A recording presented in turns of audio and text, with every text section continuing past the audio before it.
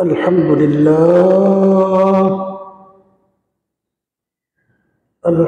لله نحمده ونستعينه ونستغفره ونؤمن به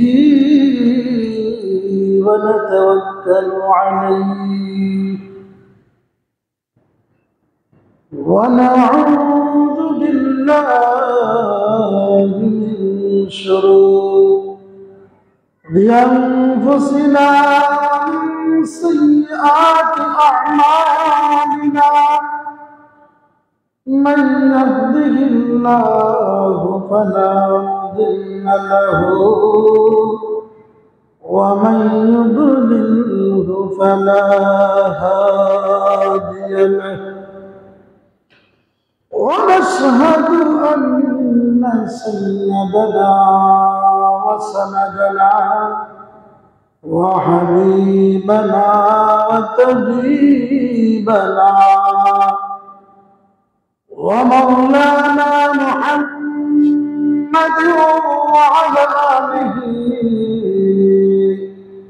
وأصحابه وبارك وسلم.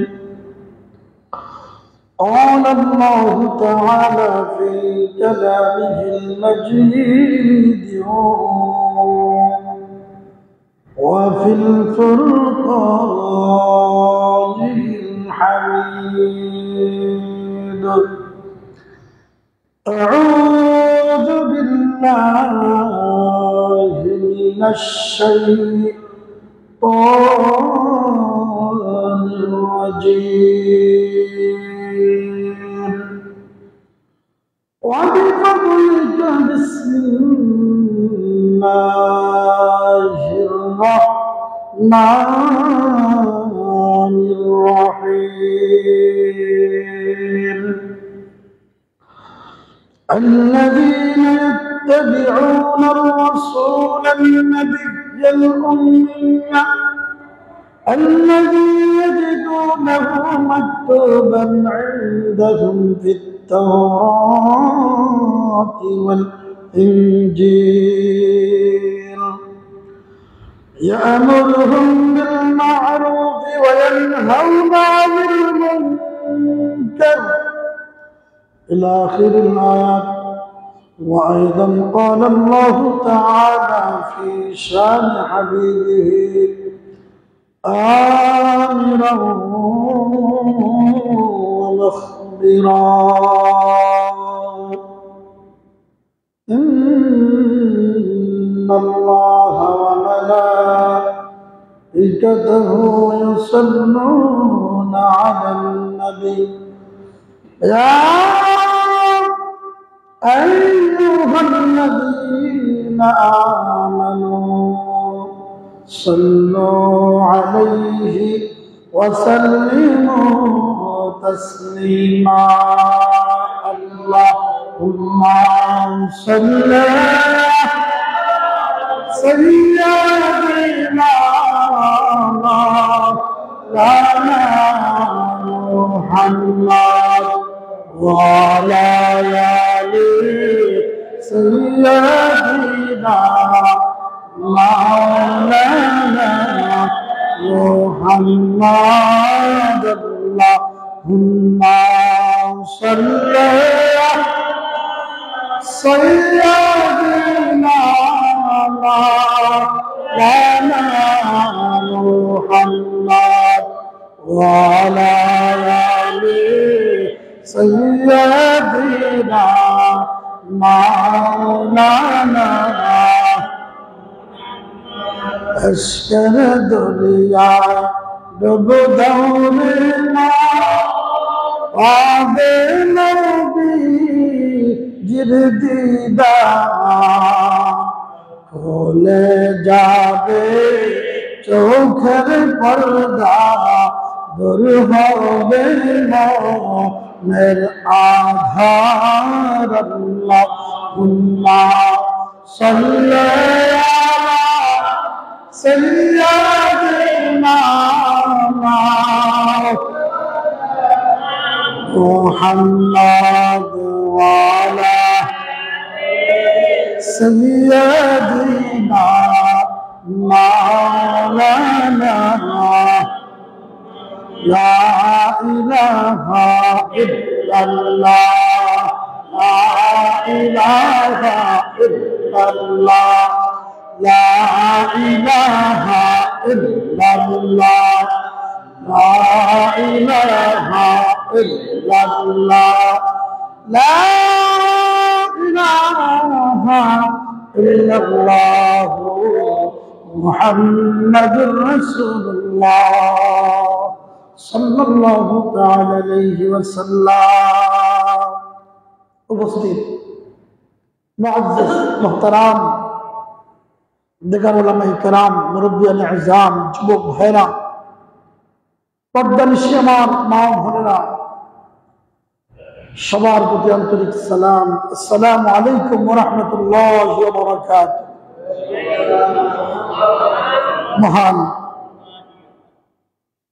আল্লাহ তাআলার দরবারে অসংখ্য গণিত শুকরিয়া আদায় করছি যে রব্বুল আলামিন আজকের এই পবিত্র জামাতুল উলা শরীফের তৃতীয় জুমাতে আল্লাহ পাক রব্বুল আলামিন আপনাকে আমাকে দুনিয়ার तमाम ব্যস্ততা থেকে মুক্ত করে সমস্ত দুনিয়ার সব কিছু বাদ দিয়ে আল্লাহ পাক রব্বুল আলামিনের ডাকে সাড়া দিয়ে পবিত্রতম স্থান মসজিদে আসার বসার জন্য তৌফিক এনায়েত করেছেন সেজন্য শুকরিয়া দান একবার বলি আলহামদুলিল্লাহ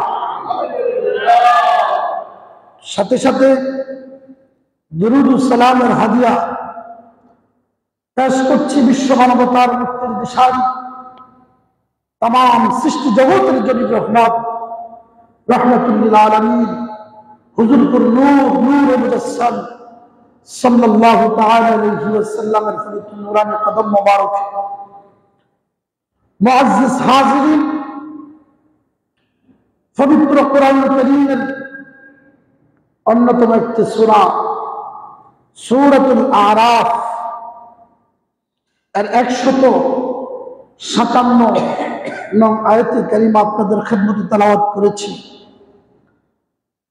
আল্লাহ পাক রব্বুল আলামিন যাতে এই আয়াতের উপর দু চারটি কথা বলার এবং শোনার সে অনুযায়ী আমল করার তৌফিক দান করে সবাই বলেন আমিন আল্লাহ পাক রব্বুল আলামিন কোরআনুল কারীমের সূরাতুল আরাফ শরীফে ডাক দিয়ে বলেন الذين يتبعون الرسول النبي الأمي الله رب العالمين যারা রাসূল ওই নবীর ইত্তেবা করে যেই নবী রাহমাতুল লিল আলামিন কে আল্লাহ পাক রব্বুল আলামিন দুনিয়ার কারো মাধ্যমে শিক্ষা দেন না বলেন সুবহানাল্লাহ উম্মি বলা হয়েছে দুনিয়ার কারো থেকে তিনি শিক্ষা গ্রহণ করে নাই আল্লাহ পাক রব্বুল আলামিন বলেন ওই রাসূল এবং নবীর ইত্তেবা করে الذي يجدونه مكتوبا عندهم في التوراة والإنجيل যেই নবীর বর্ণনা যেই নবীর নাম সিফাত গুলো তারা তাদের কিতাব তাওরাত এবং ইনজিলের মধ্যে পেয়েছে বলেন না সুবহানাল্লাহ যেই নবীর কথা তাওরাতের মধ্যে এসেছে যেই নবীর কথা ইনজিলের মধ্যে এসেছে ওই নবীর ব্যাপারে তারা সব কিছু জানতো নবীর নাম নবীর গুণাবলী নবীর সাহাবীদের অবস্থা সব কিছু জানার পরে ওই নবীর উপর যারা ঈমান গ্রহণ করে যারা নবীকে ইত্তেবা করেছে তখন আমার আল্লাহ বলেন ইয়ামুরুহুম বিল মা'রুফ যারা নবীর অনুসরণ করেছে ওই নবী তাদেরকে ইয়ামুরুহুম বিল মা'রুফ তাদেরকে ভালো কাজের আদেশ প্রদান করত ওয়া ইয়ানহাউনা আনিল মুনকার খারাপ কাজের নিষেধ করত। দেখেন, যারা নবীর ইত্তেবা করেছে, নবী তাদেরকে ভালো কাজের পরামর্শ দিয়েছে, ভালো কাজের আদেশ দিয়েছে, আর খারাপ কাজের নিষেধ করেছে। আল্লাহ পাক রব্বুল আলামিন এরপর আর বলেন, ওয়ায়ুহিল্লাহুমুত তাইয়্যিবাত ওয়ায়ুহাররিমু আলাইহিমুল খাবাইসা। ওই নবী পবিত্র জিনিসকে হালাল করেছেন এবং অপবিত্র জিনিসকে হারাম করে দিয়েছেন। বলেন সুবহানাল্লাহ। হালাল করেছেন পবিত্র জিনিসকে, অপবিত্র জিনিসকে হারাম করে দিয়েছেন। অপবিত্র জিনিস বলতে মৃত জন্তু, মৃত পশু পাখি আমাদের জন্য হারাম করে দিয়েছেন। বলেন সুবহানাল্লাহ। সমস্ত মৃত প্রাণী ভক্ষণ করা আমাদের জন্য কি হারাম। মৃত গরু, ছাগল, হাঁস, মুরগি এগুলো মারা যাওয়ার পরে আমরা খাই না, এটা আমাদের জন্য অপবিত্র। আল্লাহর নবী রাহমাতুল লিল আলামিন যিনি পবিত্র হালাল বস্তুগুলোকে, পবিত্র বস্তুগুলোকে আমাদের জন্য হালাল করে দিয়েছেন এবং অপবিত্র বস্তুগুলোকে, অপবিত্র প্রাণী, অপবিত্র খাবার গুলো আমাদের জন্য হারাম করে দিয়েছেন। বলেন সুবহানাল্লাহ। আপনারা বলেন, পৃথিবীর সমস্ত প্রাণী, মৃত প্রাণী আমাদের জন্য হারাম করে দিয়েছেন। সমস্ত প্রাণীগুলো মারা যাওয়ার পরে আমরা আর খাই না। জীবন্ত প্রাণীটাকে জবাই করে, আল্লাহর নামের উপর জবাই করে, হালাল করে আমরা ভক্ষণ করতে থাকি। বলেন সুবহানাল্লাহ। এখন আপনারা বলতে পারেন, হুজুর সব প্রাণী মারা যাওয়ার পরে খাই না, কিন্তু একটা প্রাণী আছে এটা কিন্তু মারা যাওয়ার পরেও না, মাছটা মারা যাওয়ার পরে খাই না আমরা। সমস্ত প্রাণী মারা যাওয়ার পরে আমরা খাই না, এটা আমাদের জন্য হারাম। কিন্তু মাছ এমন একটা প্রাণী যেটা মারা যাওয়ার পরে আমাদের জন্য হালাল। এর রহস্যটা কি, কারণটা কি? আল্লাহ পাক রব্বুল আলামিন তো বলেছেন, আমার এমন নবী রাসূলের উপর তারা ইত্তেবা করেছে, যেই নবী ভালো কাজের আদেশ দিয়েছে, খারাপ কাজের নিষেধ করেছে, পবিত্র বস্তুগুলোকে হালাল করে দিয়েছেন, অপবিত্র বস্তুগুলোকে হারাম করে দিয়েছেন। অপবিত্র বস্তুর মধ্যে সমস্ত মৃত প্রাণী উম্মতে মুহাম্মদের জন্য হারাম করে দিয়েছেন। বলেন সুবহানাল্লাহ। কিন্তু সমস্ত প্রাণী হারাম হওয়ার পরেও মাছ এমন একটা প্রাণী, যে প্রাণীটাকেই মারা যাওয়ার পরেও খাওয়া আমাদের জন্য হালাল। বোঝা যায় এর ভিতরে একটা কারণ আছে, রহস্য আছে। এই কারণটা হলো আল্লাহ পাক রব্বুল আলামিন তামাম সৃষ্টি জগতের জন্য, সমস্ত জগতের মালিক, সমস্ত জগতের জন্য, সমস্ত জগতের প্রভু, দুনিয়ার মধ্যে এমন কতগুলো নাফরমান আসছে, যেই নাফরমান গুলো আল্লাহর রিজিক খাওয়ার পরেও, আল্লাহর রহমতের বাসার পরেও আল্লাহর রহমতকে অস্বীকার করে তারা নিজেরাই খোদা দাবি করে বসেছে। বলেন না নাউজুবিল্লাহ। এর মধ্যে নমরুদের কথা জানেন না আপনারা? নমরুদ নিজেকেই খোদা দাবি করছে। এমন ভাবে তিনি নমরুদ খোদা থেকে খোদা দাবি করেছে। নমরুদ ফিরআউন এই সমস্ত বড় বড় পৃথিবীর কাযযাব, এরা নিজেকে প্রভু দাবি করত। পৃথিবীর সমস্ত ক্ষমতার উৎস যখন তারা পেয়েছে, নিজের আল্লাহকে তারা ভুলে গেছে, আল্লাহর অস্তিত্বকে তারা অস্বীকার করত, নিজেদেরকে প্রভু দাবি করত। তখন কিছু মানুষ আল্লাহকে মানত, আল্লাহকে মানত, আল্লাহর আনুগত্য আছে, ওই মানুষদের কাছে তাদের সাথে বাকবিতণ্ডা হতো। তারা শেষ পর্যন্ত ওই সহজ সরল মুসলমান ইমানদারদেরকে বোকা বানানোর জন্য তারা বিশাল একটা কায়দা করেছে, একটা কৌশল করেছে। যে বড় বড় আল্লাহর বাস পাখি আছেন, বিশাল বিশাল বাস পাখি, হ্যাঁ, একটা সুন্দর একটা ঘর তৈরি করে, এই ঘরের মধ্যে বড় একটা ফিলার, তার চেয়ে ছোট একটা ফিলার, চার কোনায় চারটা বড় বড় পিলার বেঁধে, চারটা শক্তিশালী বাস পাখি বেঁধে উনি ওই ঘরের ভিতরে বন্দুক তাক করে যে আল্লাহকে গুলি করবে, আল্লাহকে মেরে করবে, এবং ষড়যন্ত্র করে বাস পাখিটা যখন উড়ায় দিছে, একটা বড় একটা মাংসের টুকরা বড় একটা খাম্বার উপরে রাইখা নিচে যখন ওই বাস পাখিগুলোকে বাঁচছে, এই বাস পাখিগুলো মাংসের টুকরা খাওয়ার জন্য যখন পাখনাগুলো উড়াল দেয়, তখন তার সিংহাসনটা আস্তে আস্তে করে উপরের দিকে উঠতে থাকে। উপরে উঠতে উঠতে যখন আসমান মহাশূন্যের উপরে চলে গেছে, দুনিয়ার মানুষদেরকে মুখে আদালতের জন্য বলতেছে, দেখো তোমরা যেই প্রভুকে তোমরা আল্লাহ হিসেবে মানো, তোমরা যেই প্রভুকে আজকে মানো, ওই প্রভুকে আমি গুলি দিয়ে শেষ করে দিব। বলেন না নাউজুবিল্লাহ। এই জন্য দেখেন এগুলো আল্লাহ তাআলা বলছে, ওয়া মাকারু ওয়া মাকারাল্লাহ ওয়াল্লাহু খায়রুল মাকিরিন। আল্লাহ তাআলাকে যে যেভাবে অপদস্থ করতে চায়, যে আল্লাহর উপর যে যত বেশি কান্দারি করতে চায়, আল্লাহ তাকে অনুরূপ ভাবে জবাব দেয়, ঠিক কিনা? আল্লাহ সেভাবে তাকে জবাব দেয়। নমরুদ যখন মহাশূন্যের উপরে উঠে বন্দুক যখন তাক করে নিয়েছে, আল্লাহকে গুলি করে মেরে দিবে। বলেন না নাউজুবিল্লাহ। আল্লাহকে গুলি করে মেরে দিবে। আল্লাহ পাক ডাক দিয়ে বলে, জিবরাইল, সমুদ্র থেকে বড় একটা মাছ নমরুদের গুলির আঘাতে, নমরুদের বর্ষার আঘাতে যায় ধরো, নমরুদের তীরের আঘাতের মধ্যে তার সামনে যায় ধরো। নমরুদ আমাকে তীর দিয়ে মেরে ফেলতে চায়। জিবরাইল, যাও সমুদ্র থেকে বড় একটা বিশাল মাছ নমরুদের তীরের আঘাতের মধ্যে ধরো।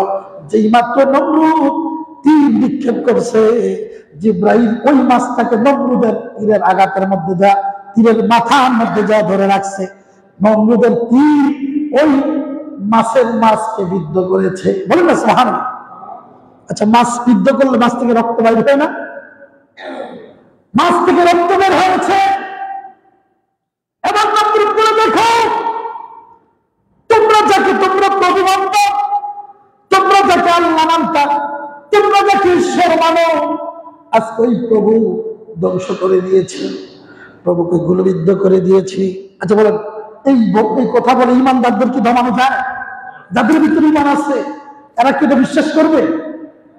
নমরুদ কিন্তু দেখেন নমরুদ এই কাজ করেছে। নমরুদ যাতে ওই এই কুফরের উপর থাকতে পারে, তার একটা আত্মতৃপ্তি দরকার আছে না? দেখেন তাকেও আত্মতৃপ্তির উপর রাখছে। দেখো তুমি আমাকে গুলি করতে চাইলা, দেখো তোমার সামনে মাছ ধরা হয়েছে, মাছের ভিতর থেকে যখন রক্ত প্রবাহিত হচ্ছে, তখন নমরুদ মনে মনে চিন্তা করলো, আমি যেই কল্পনা করলাম, যে উদ্দেশ্যে গুলি করলাম, আমার উদ্দেশ্য বাস্তবায়ন হয়ে গেছে। বলেন না নাউজুবিল্লাহ। এবার নমরুদের আঘাতের মধ্যে যখন মাছ গুলিবিদ্ধ হয়েছে, তীরবিদ্ধ হয়েছে, ওই মাছটা জবাব চেয়েছে, আল্লাহ আমাকে জবাব দাও, আমি তোমার সাথে একটু কথা বলি। পৃথিবীর মধ্যে হাজার হাজার কোটি টাকার বড় পড়েও আমি মাছটাকে কেন আপনি নমরুদের আঘাত তীরের সামনে আপনি আমাকে ধরলেন? হাজার হাজার পানি আছে না? কোটি কোটি আল্লাহর হাজার হাজার পানি আছে। মাছ ডাক দিয়ে বলে, আল্লাহ হাজার হাজার লক্ষ লক্ষ প্রাণী থাকার পরেও আমার কি অপরাধ হলো? আমি কি অপরাধ করলাম? আমাকে নমরুদের তীরের সামনে আমাকে ধরলাম। মাছটা এই প্রশ্ন করে তার মনটা বেজার হয়ে গেছে। আল্লাহ আল্লাহ তোমার নাফরমান, তোমার দুশমন, তোমার দুশমনের তীরের আঘাতে আমার শরীর ক্ষত বিক্ষত হয়েছে, এতে আমি মর্মাহত হয়ে গেছে। মাছটার মনটা বেজার হয়ে গেছে। আমার আল্লাহ বলে, মাছ তোমাকে তীরের আঘাতে ধরছি, এই জন্য তোমাকে বিরাট একটা পুরস্কার আমি আল্লাহ দেব। বলেন না সুবহানাল্লাহ। তোমাকে তীরের আঘাতের মধ্যে তীরের আঘাতের মধ্যে ধরো। এই জন্য তুমি মত বিচার করিও না। তোমার বিশাল একটা পুরস্কার রয়েছে। ওই কি পুরস্কার? ওই কিয়ামত পর্যন্ত আমার বান্দারা সমস্ত প্রাণী, যে হালাল প্রাণীগুলো জবাই করে যা বাবা হালাল প্রাণীগুলো খাবে, ওইগুলো আমার নাম নিয়ে জবাই করার পরে তারপরে তারা ভক্ষণ করতে হবে। তাদের জন্য হালাল করে দিলাম। যাও যাও, কিয়ামত পর্যন্ত তোমাকে আমি ব্যতিক্রম করে দিলাম, যে তুমি মারা যাওয়ার পরেও তোমাকে জবাই করা ছাড়া তোমাকে আমার বান্দাদের জন্য ভক্ষণ করা হালাল করে দিলাম। বলেন সুবহানাল্লাহ। এই জন্য মাছ মারা যাওয়ার পরেও খাওয়া যায়। বলেন সুবহানাল্লাহ।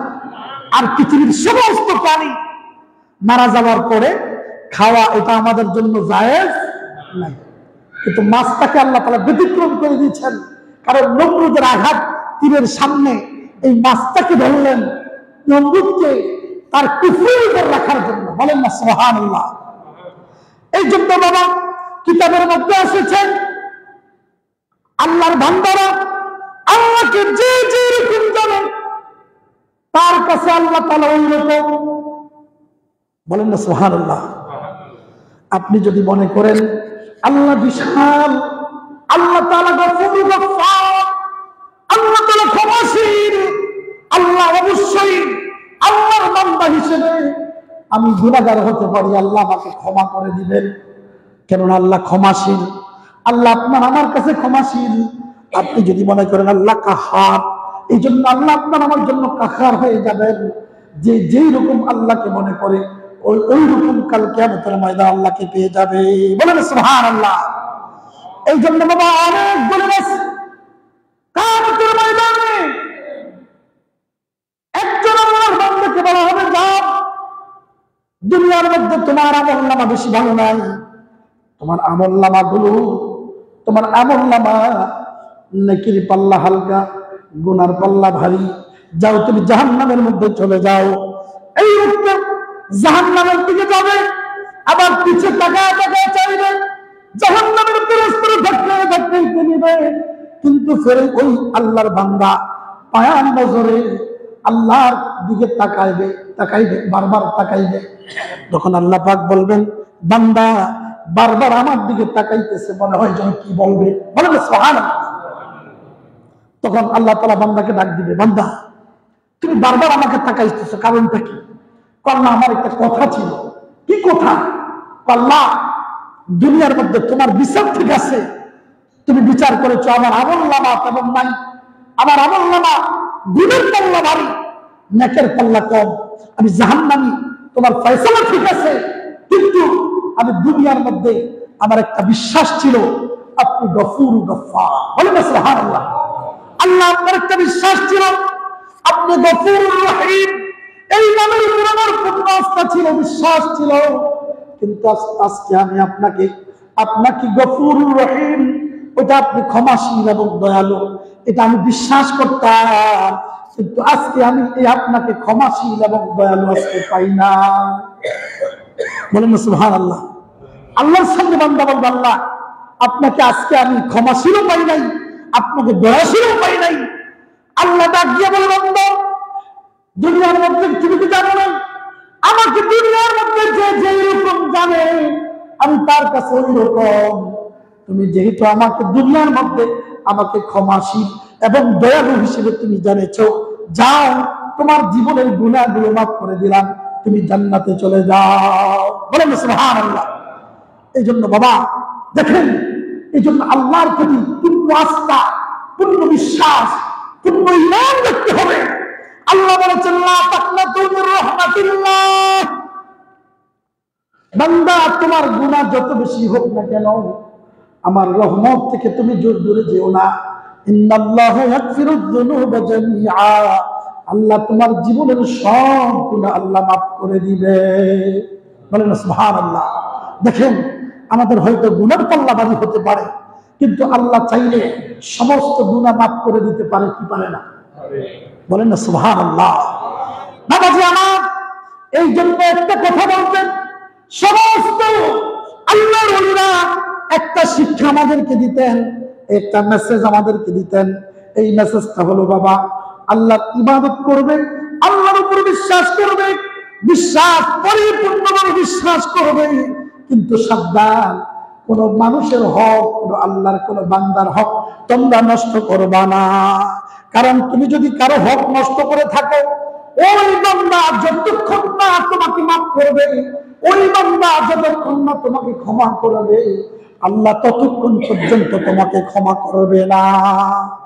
এই জন্য বাবা, এই জন্য অন্য কোনো বান্দার হক নষ্ট করা যাবে না। বান্দার হক নষ্ট না করার পরে যদি আমাদের গুনার পাল্লা যদিও বার হয়ে যায়, আল্লাহ বলেছেন লা তাকনাতু মির রাহমাতিল্লাহ, বান্দা আমার রহমত থেকে দূরে যেও না, আমি তোমার জীবনের সব গুনাহ মাফ করে দিব। বলেন সুবহানাল্লাহ। এই জন্য বাবা, হাদিসের মধ্যে আসছে হালাল হালাল জিনিস ভক্ষণ করার ব্যাপারে, হারাম হারাম জিনিস থেকে বেঁচে থাকার ব্যাপারে হাদিসের মধ্যে আসছে। এই জন্য আল্লাহর নবী বলেন তালাবুল কাসবি কাসবিল হালাল ফারিদাতুন বাদা ফারিদাতুন বাদা ফারিদা। আল কাসবুল হালাল, তালাবু কাসবুল হালাল, হালাল রিজিক অন্বেষণ করা, হালাল রিজিক তালাশ করা, এটা ফরজ, ফরজের মধ্যে অন্যতম একটা ফরজ। বলেন না সুবহানাল্লাহ।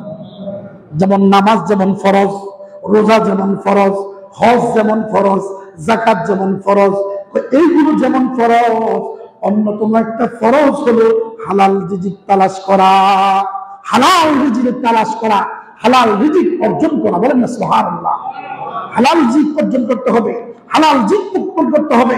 আপনার আমার যদি হালাল রিজিক যদি আমরা খাইতে পারি, আল্লাহ পাক রব্বুল আলামিন আমাদেরকে জান্নাত দান করবে। বলেন না সুবহানাল্লাহ।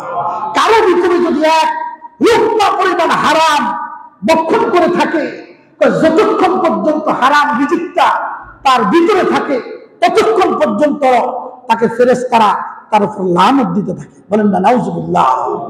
এই জন্য বাবা, হালাল রিজিক খেতে হবে। এই জন্য আমার নবী বলেছেন মা মিন মুসলিমিন ইয়াগরিসু গারসান আও ইয়াজরাউ জারআন ফায়াকুলু মিনহু তায়রুহু ওয়া ইনসানুন আও বাহিমাতুন ইল্লা কাফান বিহি সাদাকা। এই জন্য দেখেন আমরা যে কৃষি কাজ করি, কৃষি কাজ করি না, কৃষি কাজ করি, এই জন্য বলছে যারা কৃষি কাজ করে গাছ লাগায়, গাছ লাগায়, এই যে হালাল, আপনি কষ্ট করে যে হালাল রিজিক অর্জন করলেন, এই আপনি এই যে কষ্ট করে ফসল বপন করলেন, কষ্ট করে গাছ লাগাইলেন, এই গাছ লাগানোর পরে আপনার লাগানোর ফসলটা কি আপনি একাই ভক্ষণ করেন? যে গাছ লাগায় সে কি একাই কি ফল ভক্ষণ করে? না, বলছে একাই না, এই তার ফসল থেকে, তার গাছ থেকে মানুষ খায়, পশু পাখি খায়, কত কীট পতঙ্গ তার এই তার এই কষ্টের লাগানো ফসল থেকে কত কীট পতঙ্গ ভক্ষণ করতে থাকে। যত প্রাণী, যত মানুষ ওই গাছ থেকে ফল ভক্ষণ করবে, এটা ওই যে ব্যক্তি ফল গাছটা লাগাইছে তার জন্য সদকা হয়ে যাবে। বলেন না সুবহানাল্লাহ। এই জন্য বাবা দেখেন, এই জন্য আল্লাহ হাবিব সাল্লাল্লাহু আলাইহি ওয়াসাল্লাম হালাল রিজিকের ব্যাপারে আমাদেরকে উৎসাহিত করেছেন যে হারাম রিজিক ভক্ষণ যারা করে তাদের শরীর জান্নাতে জাহান্নামে যাবে, জান্নাতে যাবে না। হারাম রিজিক যারা খায় তারা জাহান্নামে যাবে, তাদের শরীরটা জান্নাতে যাবে না। হারাম রিজিক ভক্ষণকারীর শরীর জান্নাতে প্রবেশ করবে না। এই জন্য হারাম থেকে বেঁচে থাকতে হবে।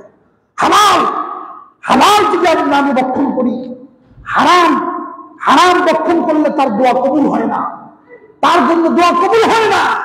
আর হালাল রিজিক যদি আমরা ভক্ষণ করতে পারি, আল্লাহ পাক রব্বুল আলামিন আমরা দোয়া করতে দেরি, আল্লাহ তাআলা দোয়া কবুল করতে দেরি করেন না। বলেন না সুবহানাল্লাহ। এই জন্য বাবা যেই কথা বলেছেন, যারা নবীর উপর ইত্তেবা করত, কোন নবী? যেই নবীকে দুনিয়ার কোন মানুষ শিক্ষা দেয় নাই। বলেন না সুবহানাল্লাহ। কোন নবীর কথা বলা হয়েছে?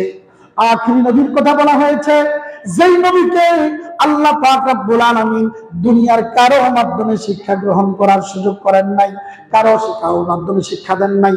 এই জন্য নবীকে উম্মি বলা হয়েছে, যে নবীকে স্বয়ং আল্লাহ রব্বুল আলামিন নিজেই নবীকে শিক্ষা দিয়েছেন। বলেন না সুবহানাল্লাহ।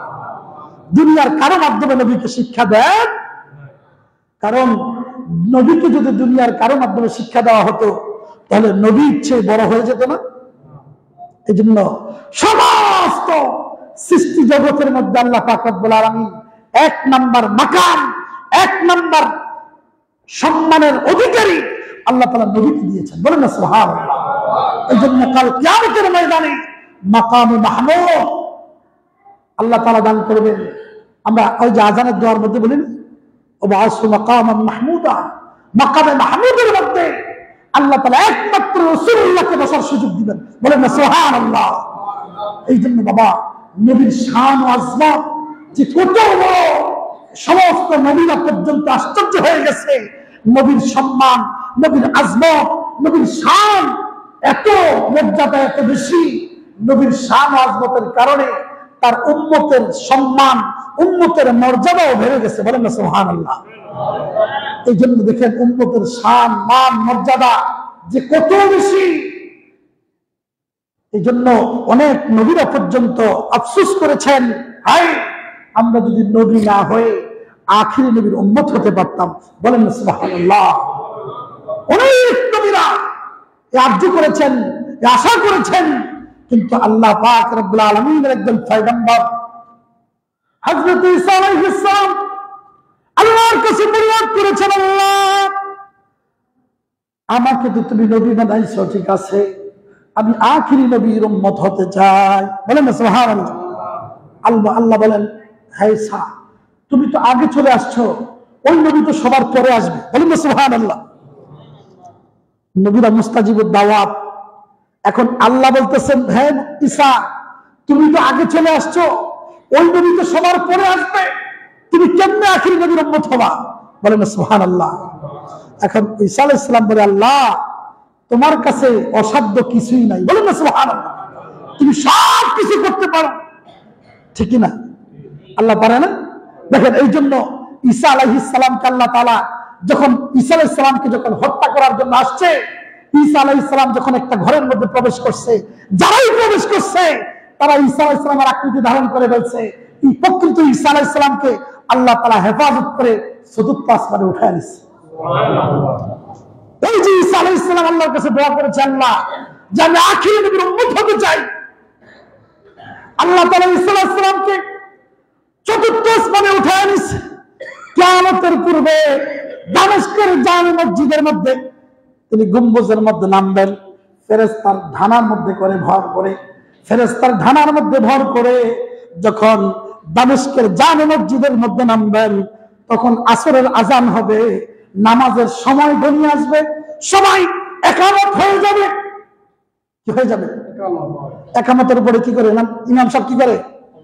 আল্লাহু আকবার করে নামাজ পড়ার জন্য দাঁড়াবে, সবাই একামত হয়ে যাবে। তখন হযরত ইমাম মাহদী আলাইহিস সালাম ইমামতি করবেন।